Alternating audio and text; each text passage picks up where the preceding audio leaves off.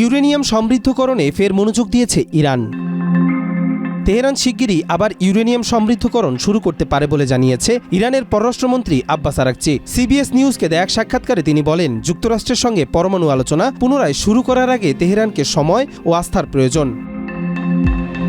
Araghchi স্পষ্ট করেন, এখনই আলোচনা শুরু হওয়ার সম্ভাবনা নেই, তবে কূটনৈতিক পথ একেবারে বন্ধ নয়। তিনি জোর দেন, ইরান আলোচনার টেবিলে ফেরার আগে নিশ্চিত হতে চায় যে যুক্তরাষ্ট্র আবারও কোনো সামরিক অভিযান চালাবে না।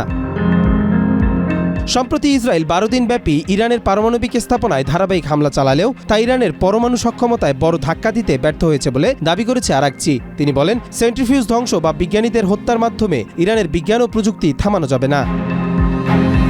তার মতে ইরান এই খাতে আবারও অগ্রসর হওয়ার মানসিকতা ও দক্ষতা রাখে। যুদ্ধের ক্ষয়ক্ষতি কাটিয়ে দ্রুত ঘুরে দাঁড়ানো সম্ভব বলেও আশাবাদ প্রকাশ করেন তিনি। তিনি আরও জানান, ইরানের পরমাণু কর্মসূচি এখন দেশের মর্যাদা ও আত্মপরিচয়ের প্রতীক হয়ে দাঁড়িয়েছে, ফলে জনসাধারণ সহজেই পথ থেকে সরে আসবে না। কবির চৌধুরী, মাই টিভি।